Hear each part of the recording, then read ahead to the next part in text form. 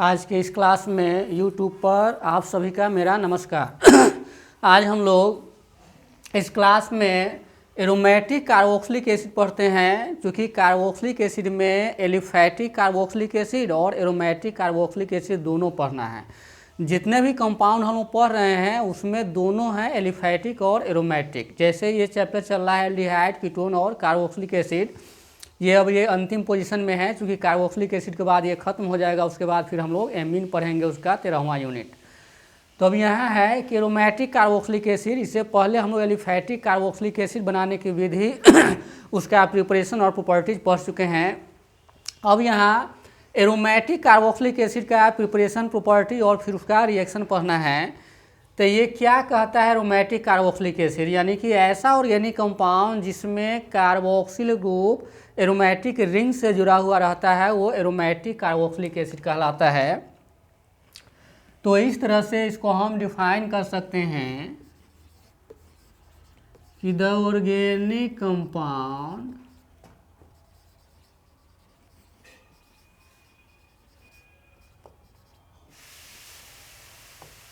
in which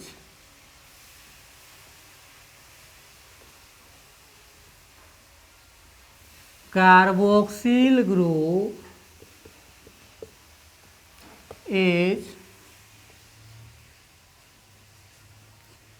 bonded to aromatic ring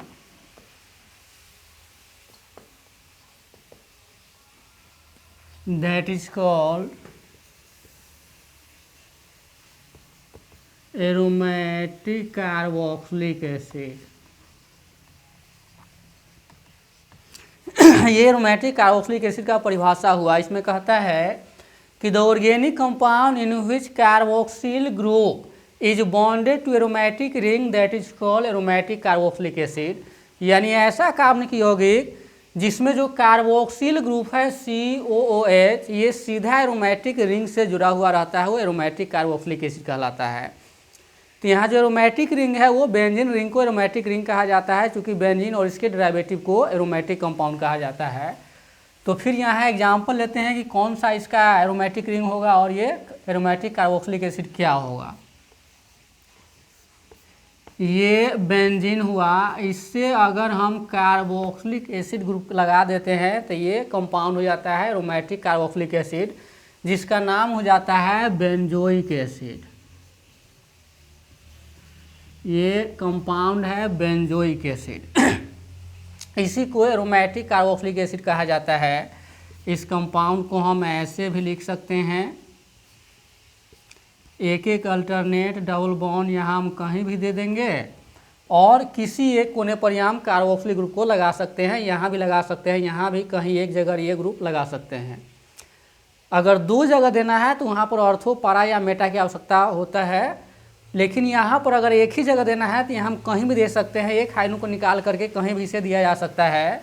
इस compound को हम ऐसे भी लिख सकते हैं, इस कंपाउंड को हम ऐसे भी लिख सकते हैं C6H5COH, या स्ट्रक्चर फॉर्मूला के रूप में इसको हम ऐसे भी लिख सकते हैं। यहाँ 6 कार्बन का ये रिंग है, इस सब पर एक एक हाइड्रोजन है, यहाँ भी एक एक हाइड्रोजन है और यहाँ ये कार्बोक्सिलिक एसिड ग्रुप है ये। अब यहाँ कार्बन एक टेट्रावैलेंट एलिमेंट है, इसलिए 4 गो बॉन्ड को पूरा करने के लिए यहाँ अल्टरनेट हम डबल बॉन्ड यहाँ दे सकते हैं। तो ये इसका स्ट्रक्चर फॉर्मूला हो गया। तो ये जितना ये फॉर्मूला लिखा हुआ है ये सब बेंजोइक एसिड ही है। तो ये कहता है कि एरोमेटिक कार्बोक्सिलिक एसिड यानी कि ऐसा ऑर्गेनिक कंपाउंड जिसमें जो कार्बोक्सिलिक ग्रुप COH ग्रुप है वो सीधे एरोमेटिक रिंग से जुड़ा हुआ रहता है। या एरोमेटिक रिंग का मतलब हुआ बेंजीन रिंग, चूँकि बेंजीन और इसके डेरिवेटिव को ही एरोमेटिक कंपाउंड कहा जाता है। तो ये एरोमेटिक कार्बोक्सिलिक एसिड है, जिसको बेंजोइक एसिड के नाम से जाना जाता है। तो ये बेंजोइक एसिड का ये फॉर्मूला हो गया। इस कंपाउंड को हम ऐसे भी लिख सकते हैं, क्योंकि यही डबल बॉन्ड यहाँ पर जाता है तो ये डबल बॉन्ड यहाँ और ये यहाँ अल्टरनेट हम कहीं भी डबल बॉन्ड दे सकते हैं। और इसी के लिए यहाँ रिंग दिया जाता है। अल्टरनेट जो डबल बॉन्ड जो यहाँ मूव कर रहा है, इसके बदले हम केवल रिंग दे करके यहाँ लिख सकते हैं इसको। और इसको ये जो C6H5 है ये फिनाइल ग्रुप है, इसको ऐसे भी लिखा जा सकता है। और इस सभी का जो स्ट्रक्चर है वो ये हो जाएगा। कहने का मतलब ये हो गया कि यहाँ हर एक कोने पर एक एक कार्बन और एक एक हाइड्रोजन है, और यहाँ से एक हाइड्रोजन रिप्लेस किया है तो ये कार्बोक्सिलिक ग्रुप इसमें आ गया है। तो ये बेंजोइक एसिड जो है वो एरोमेटिक कार्बोक्सिलिक एसिड है। अब हम लोग पढ़ते हैं इसका प्रिपरेशन कैसे करते हैं, यानी इसके बनाने की कौन कौन सी विधियाँ हैं। तो यहाँ फिर ये टॉपिक हो जाता है method for preparation of benzoic acid, यानी बेंजोइक एसिड बनाने की विधि। तो ये हो जाता है आपको methods for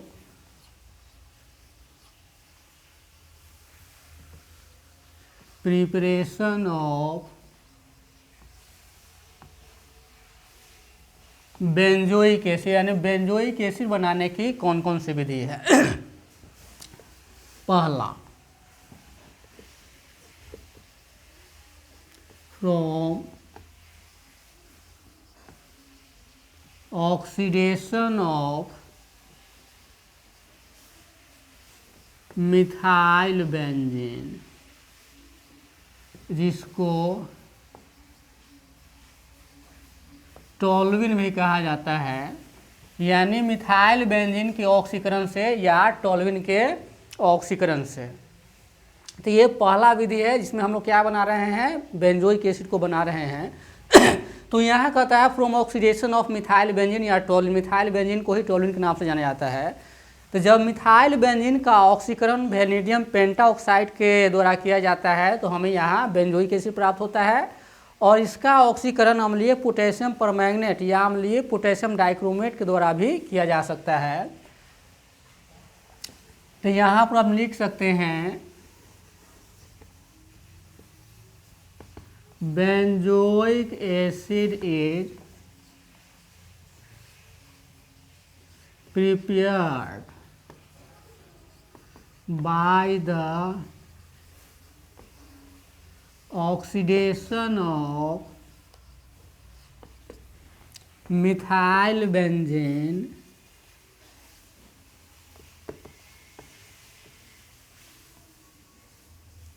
in presence of V2O5, यानी वेनेडियम पेंटाऑक्साइड की उपस्थिति में जब मिथाइल बेंजीन का ऑक्सीकरण किया जाता है तो हमें क्या प्राप्त होता है, बेंजोइक एसिड प्राप्त होता है। तो अब यहाँ इसका रिएक्शन कैसे लिखते हैं, जो मिथाइल बेंजीन का जो फार्मूला होता है ये होता है।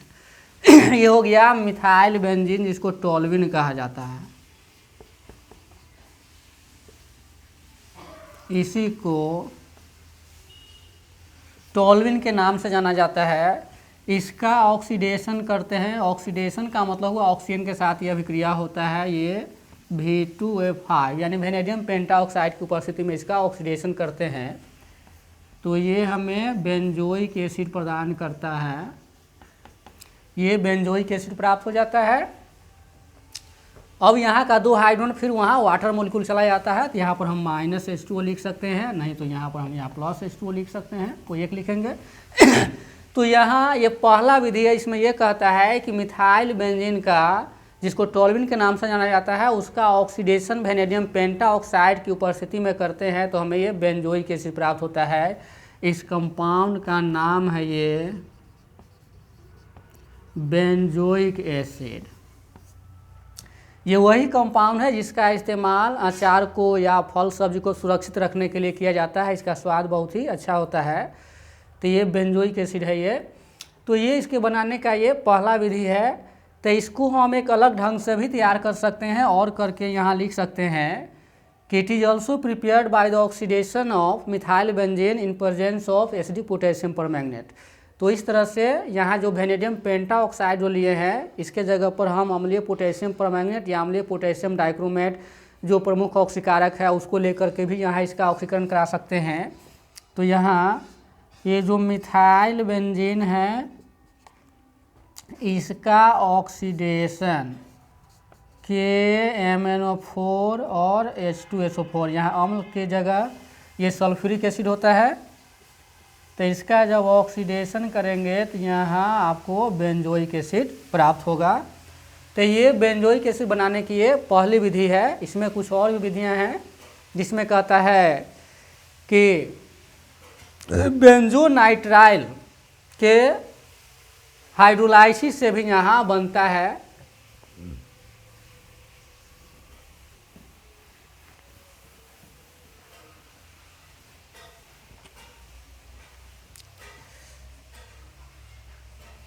तो यहाँ दूसरी विधि में हम लिख सकते हैं फ्रॉम हाइड्रोलाइसिस ऑफ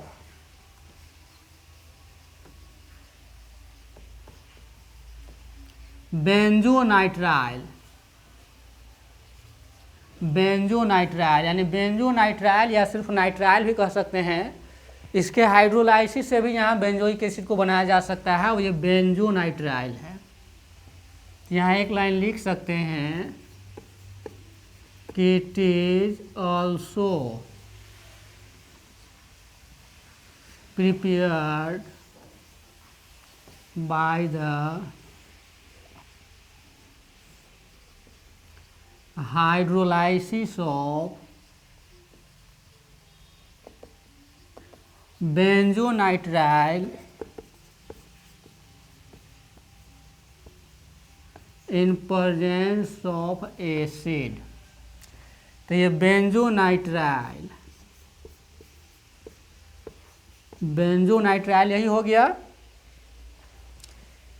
क्योंकि एल्काइल साइनाइड का जो आईयूपीएसी नेम होता है वो एल्केन नाइट्राइल होता है। तो यहाँ एल्काइल ग्रुप की जगह पर यहाँ फिनाइल ग्रुप है तो ये हो जाएगा बेंजोनाइट्राइल। इस कंपाउंड का नाम हो गया बेंजोनाइट्राइल।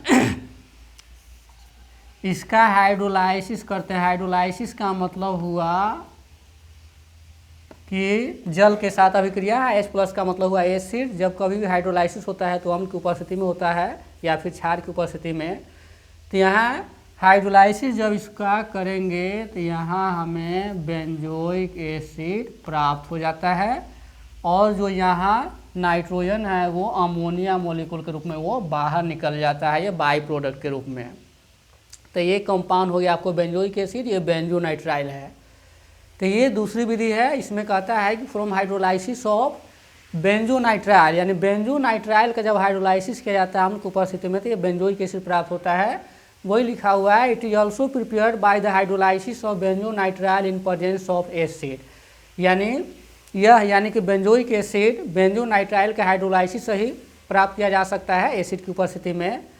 फिर यहाँ तीसरी विधि भी है इसके बनाने का। इसको हाइड्रोलाइसिस ऑफ ईस्टर यानी ईस्टर के हाइड्रोलाइसिस से भी बनाया जा सकता है। तो यहाँ लिख सकते हैं फ्रॉम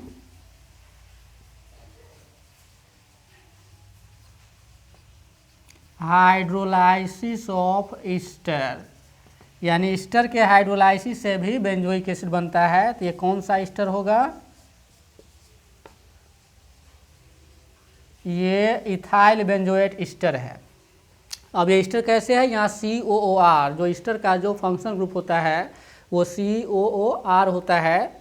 तो ये ईस्टर ग्रुप हुआ और इसमें बेंजीन ग्रुप लग गया यानी एरोमेटिक रिंग जुड़ गया तो ये हो जाएगा इथाइल बेंजोएट। तो ईस्टर है, इसका हाइड्रोलाइसिस करते हैं। हाइड्रोलाइसिस का मतलब हुआ जल के साथ अभिक्रिया अम्ल की उपस्थिति में। तो यहाँ बन गया आपको बेंजोइक एसिड और यहाँ C2H5OH ये इथाइल अल्कोहल बन जाता है और ये हो गया आपको बेंजोइक एसिड।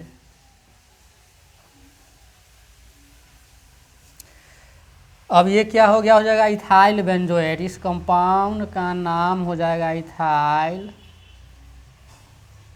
बेंजोएट।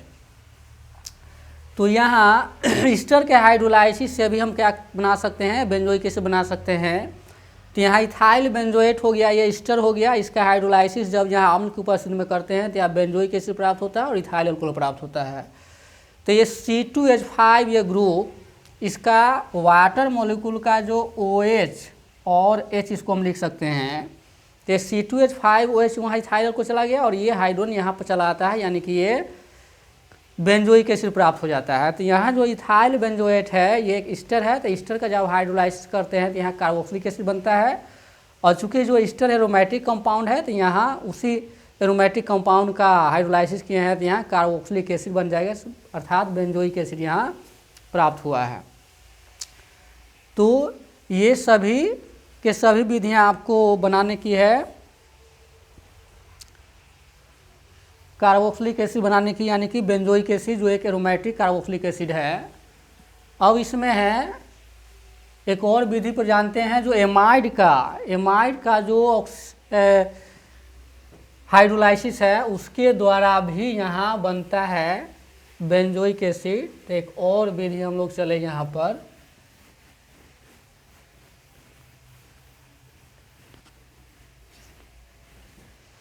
यहाँ चौथे विधि में हम लिख सकते हैं फ्रॉम हाइड्रोलाइसिस ऑफ बेंजामाइड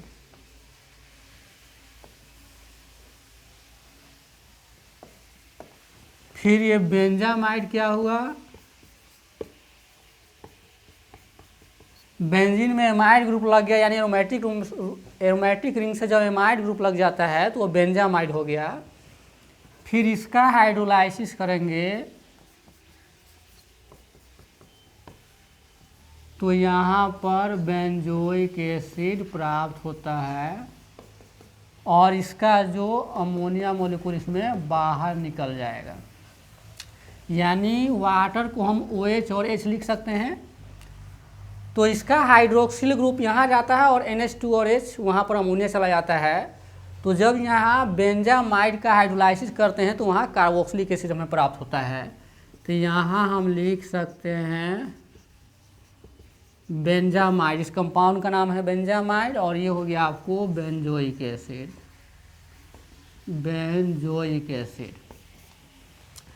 तो ये बेंजामाइड के हाइड्रोलाइसिस से भी यहाँ बेंजोइक एसिड प्राप्त होता है। तो बेंजोइक एसिड बनाने के हम लोग क्या 4 विधि को जाने। फिर अगले क्लास में हम लोग क्या पढ़ेंगे, इसके रिएक्शन के बारे में पढ़ेंगे, इसके भौतिक गुण और रासायनिक गुण के बारे में। क्योंकि एक ही लेक्चर में थोड़ा ये लंबा वीडियो हो जाता है, क्योंकि ये छोटा छोटा वीडियो मोबाइल से बनाया जाता है, उतना संसाधन उपलब्ध नहीं रहने के कारण। तो फिर हम लोग मिलते हैं अलग क्लास में।